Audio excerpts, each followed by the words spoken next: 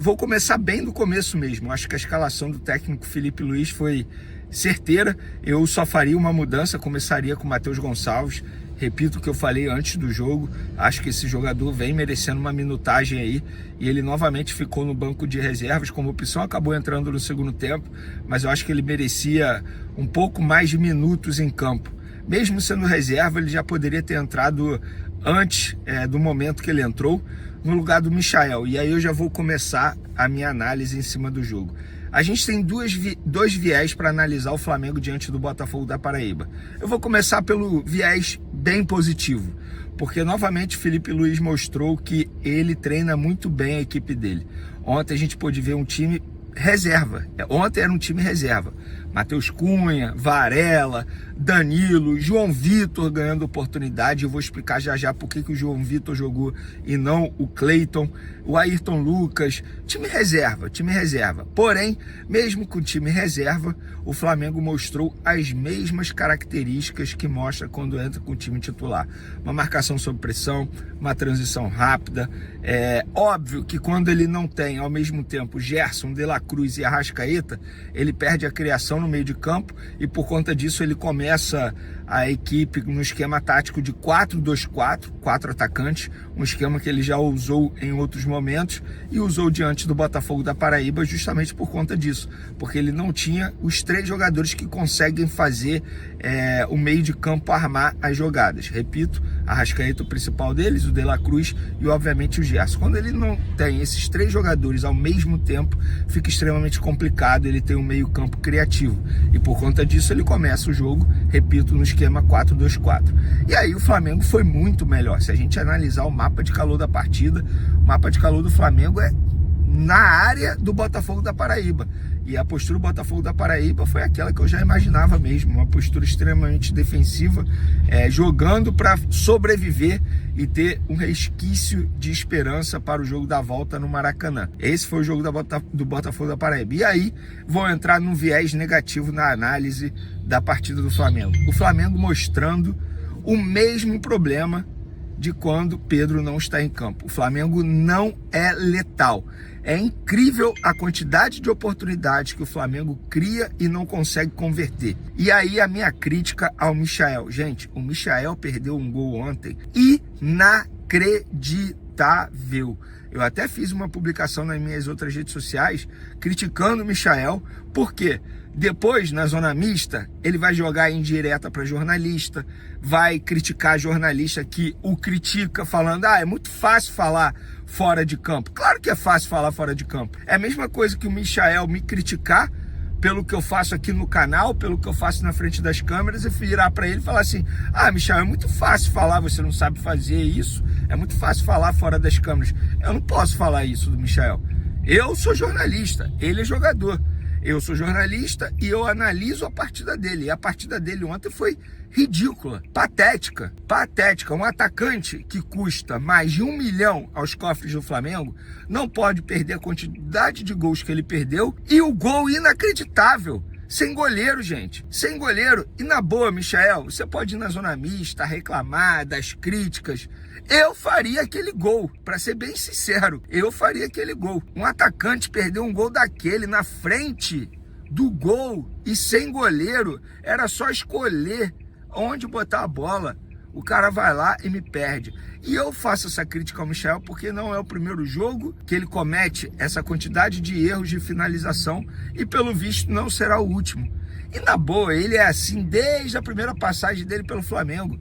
Inclusive na final da Libertadores contra o Palmeiras, ele perde um gol na cara do Everton. Vocês vão se recordar disso. Poderia ter sido o gol do título, inclusive, mas enfim, isso é passado. Vamos falar agora do presente. E o Michael precisa ser criticado, porque não dá para um jogador, repito, caro como ele é, caro como ele custa aos cofres do Flamengo, perder um gol daquele. Em outros momentos, vai fazer falta. No segundo tempo, o Felipe Luiz demorou a fazer mudança. Inclusive, até uma curiosidade sobre o Felipe Luiz. Parece que ele espera dar 15 minutos do segundo tempo para ele fazer a substituição. Eu não sei porque que ele voltou com o Michael para o segundo tempo. Ele já poderia ter tirado o Michael, porque o Michael, além de perder gol, ele não fez uma boa partida não, tá? Ele deu trabalho. Gente, Na boa, ele não fez uma boa partida.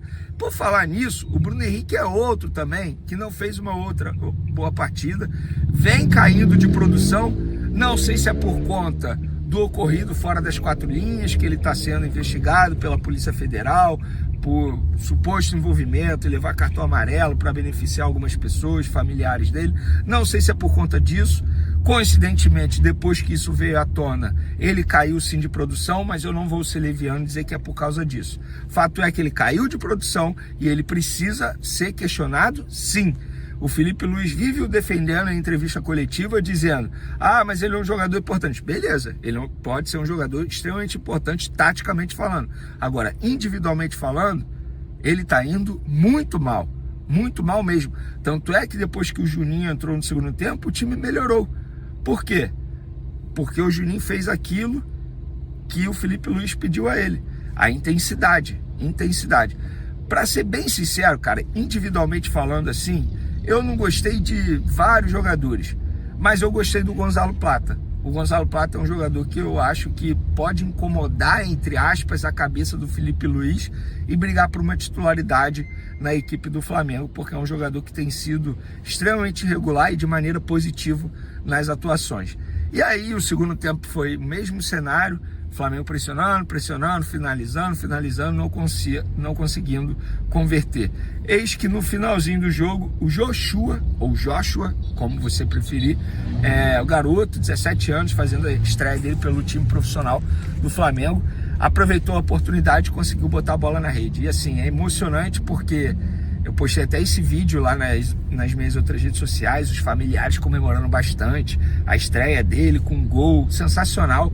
Um garoto que chegou ao Flamengo depois de não ser aproveitado na categoria de base Vasco da Gama, tem personalidade, e eu contei aqui no canal Vene Casagrande o porquê ele vem sendo relacionado e o Wallace não. Literalmente ele ganhou essa vaga entre os relacionados no profissional brigando, porque ele e o Wallace tiveram uma briga em um jogo do Sub-20 entre Flamengo e Cruzeiro nos bastidores. Isso não veio à tona, nós descobrimos, e aí depois disso o Wallace caiu de rendimento nas atividades, consequentemente ele perdeu espaço com o Felipe Luiz, com a diretoria, com o José Boto. E aí o Joshua, que vem treinando muito bem no Sub-20, vem se destacando na visão da comissão técnica e da diretoria, ganhou essa vaga entre os relacionados do Wallace.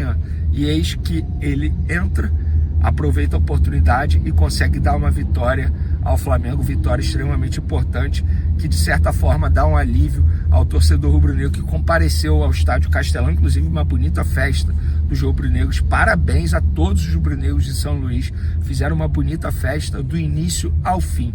Então, eu acho que são esses dois de viés. Flamengo, taticamente falando, é o mesmo Flamengo, mesmo jogando com o time reserva. Isso mostra como o Flamengo é muito bem treinado por Felipe Luiz. Porém, o Flamengo sem o Pedro não é uma equipe letal, não consegue converter as oportunidades. E repito, as críticas aqui ao Michael pelos erros de finalização. Nossa, eu não consigo acreditar como ele perdeu aquele gol. E o Bruno Henrique caiu muito também, individualmente falando. Fora isso, gostei do João Vitor, aproveitou bem a oportunidade na zaga do Flamengo. E por que ele jogou e não o Cleiton? Porque o Cleiton, além do Felipe Luiz ser apaixonado pelo futebol do João Vitor desde os tempos de Sub-17, o Cleiton é um jogador que não vai renovar com o Flamengo.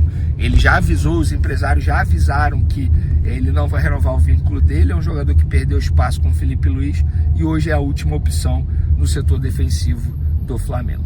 O mês de maio mal começou, mas o Flamengo já sente na pele o peso de disputar 3 competições de forma simultânea. Com o Brasileirão pegando fogo, a Libertadores exigindo o máximo e agora estreia na Copa do Brasil batendo a porta, o clube entra em modo estratégico. A estreia será contra o Botafogo da Paraíba, na próxima quinta-feira, e a comissão técnica, liderada por Felipe Luiz, já sinaliza mudanças no time titular.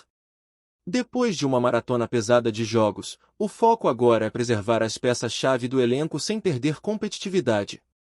O desgaste acumulado de partidas consecutivas e viagens longas está sendo levado a sério na Gávea, e o planejamento físico passou a ser prioridade máxima. O objetivo? Evitar lesões, manter o alto nível e seguir forte em todas as frentes. A primeira mudança já foi cravada: Matheus Cunha será o goleiro titular. Felipe Luís revelou em coletiva que Agustín Rossi, o paredão argentino, precisa de uma pausa após 15 jogos seguidos. E convenhamos, é justo. O cara vem segurando a bronca desde o início da temporada. Mas ele não será o único poupado. Com a viagem até São Luís sendo longa e cansativa, mesmo com voo fretado, a comissão técnica vai avaliar caso a caso. Jogadores como Arrascaeta, que vem de 7 jogos como titular, têm grandes chances de sequer embarcar para o Maranhão. E não é só ele. Alex Sandro ainda está finalizando a recuperação de uma lesão na coxa esquerda e também deve ficar de fora. Tudo indica que o Flamengo vai com um time misto, forte, mas dosado. E olha que essa dosagem vai além dos nomes mais falados. Léo Pereira e Léo Ortiz, os 2 zagueiros que mais atuaram na temporada, também estão sob alerta vermelho do Departamento de Fisiologia. Juntos, já somam mais de 3.300 minutos em campo, algo que preocupa pela sequência pesada. Neste cenário, o jovem Danilo, que voltou recentemente de lesão, deve ganhar espaço. E pode anotar aí, Matheus Gonçalves, com 19 anos, está sendo cotado para ser titular. Felipe Luís já elogiou o garoto publicamente e pode dar a ele uma chance de ouro para mostrar serviço. No meio, Alan e Everton Araújo surgem como alternativas viáveis para dar mais mobilidade e respiro ao time, sem perder qualidade na criação e marcação. Tudo será decidido após a reapresentação desta terça-feira, quando o elenco voltará aos treinos no Ninho do Urubu. Serão apenas 2 dias de trabalho antes da viagem, então cada detalhe contará. O técnico Felipe Luís e o departamento médico vão bater o martelo juntos para decidir quem viaja. A ordem é clara: ninguém será colocado em campo se houver risco de lesão. Mais importante do que vencer a estreia é manter o elenco saudável para a sequência decisiva da temporada. Felipe, inclusive, foi direto: com certeza vou para esse jogo porque é muito importante para nós essa vitória na Copa do Brasil. O torcedor pode até ver um Flamengo diferente do habitual em campo, mas não verá um Flamengo menos competitivo. E uma coisa precisa ser dita: essa gestão inteligente de elenco é exatamente o que diferencia um time vencedor de um elenco esgotado no segundo semestre. O Flamengo aprendeu com os erros do passado e agora adota uma postura mais estratégica. Nada de time A ou time B fixo para a Copa do Brasil. A decisão de quem joga será feita jogo a jogo, rodada a rodada, de acordo com a condição física e o momento técnico de cada atleta. Isso garante mais justiça nas escolhas, mais intensidade em campo e, claro, mais chance de levantar taça no fim do ano. Quinta-feira é dia de estreia, e mesmo com desfalques, o Flamengo entra como favorito. A expectativa da torcida é alta, e a confiança, maior ainda. Afinal, quem tem elenco, tem tudo. E o Flamengo tem.